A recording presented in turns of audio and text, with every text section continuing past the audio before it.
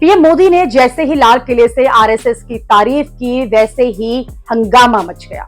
कांग्रेस, ओवैसी और बाकी पार्टियां भी मोदी सरकार पर इस बात के लिए फायर हो गईं कि स्वतंत्रता दिवस पर लाल किले से आरएसएस का नाम क्यों लिया गया।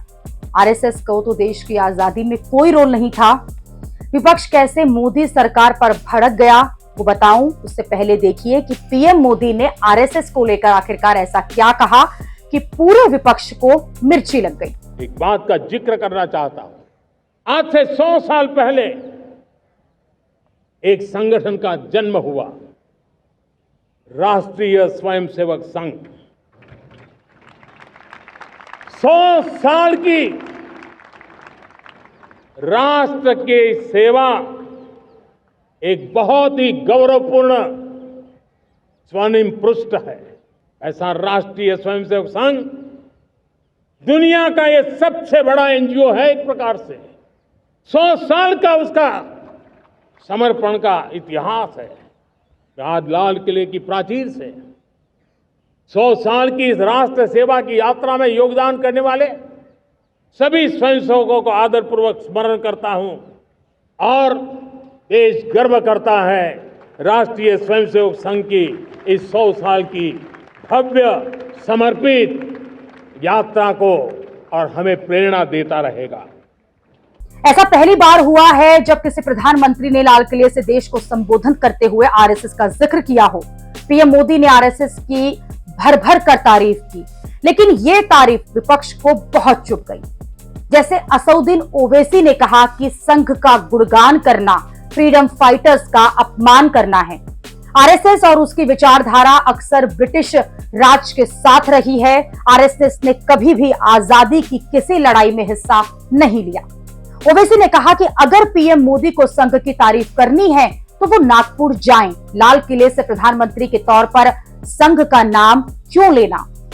असउद्दीन ओवैसी ने तो आरएसएस की तुलना चीन से कर दी और कहा कि बाहरी खतरा तो चीन से है, लेकिन देश के अंदर जो नफरत और बंटवारा संघ परिवार फैला रहा है उससे भी खतरा है।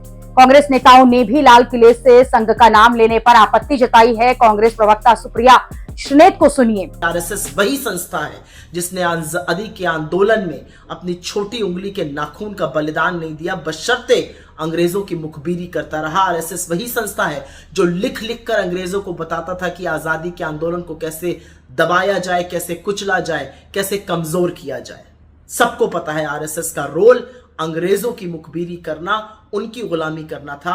आजाद भारत के लिए इनमें से किसी ने लड़ाई नहीं करी।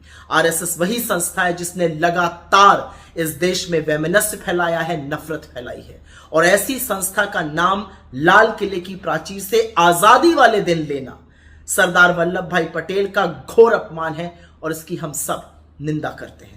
असलियत यह है कि जिस श्यामा प्रसाद मुखर्जी। इसी तरह कांग्रेस प्रवक्ता आलोक शर्मा ने कहा है कि सच्चाई यही है कि मोदी जी की कुर्सी अब मोहन भागवत की कृपा पर टिकी है। लाल किले से आरएसएस का नाम लेना सिर्फ यह स्वीरोक्ति है कि देश के प्रधानमंत्री जनता के नेता नहीं बल्कि नागपुर के आदेश पालक हैं। इसी तरह अखिलेश यादव ने भी आरएसएस का नाम लेने पर भड़के हुए हैं और अखिलेश यादव ने कहा है कि भाजपा का जब पहला अधिवेशन हुआ था तब बीजेपी ने तय किया था कि धर्मनिरपेक्ष और समाजवादी रास्ता अपनाएंगे। संघ परिवार का रास्ता धर्मनिरपेक्ष और समाजवादी नहीं है, ये मुंह से स्वदेशी हैं लेकिन नाम से विदेशी। उधर संघ के समर्थन में ये बातें कही जा रही हैं कि 26 जनवरी 1963 को जब जवाहरलाल नेहरू प्रधानमंत्री थे तब रिपब्लिकन डे परेड में आरएसएस के स्वयंसेवक पहुंचे थे। ऐसा दावा है कि खुद पीएम नेहरू ने आरएसएस को परेड में शामिल होने के लिए दिल्ली बुलाया था। तब नेहरू ने आरएसएस को देशभक्तों का संगठन कहा था। ऐसा दावा है कि नेहरू जी ने साल 1962 की जंग में आरएसएस को की सेवा को देखते हुए उन्हें ये न्योता दिया था। हालांकि इन दावों पर वक्त वक्त पर सवाल उठते रहे हैं।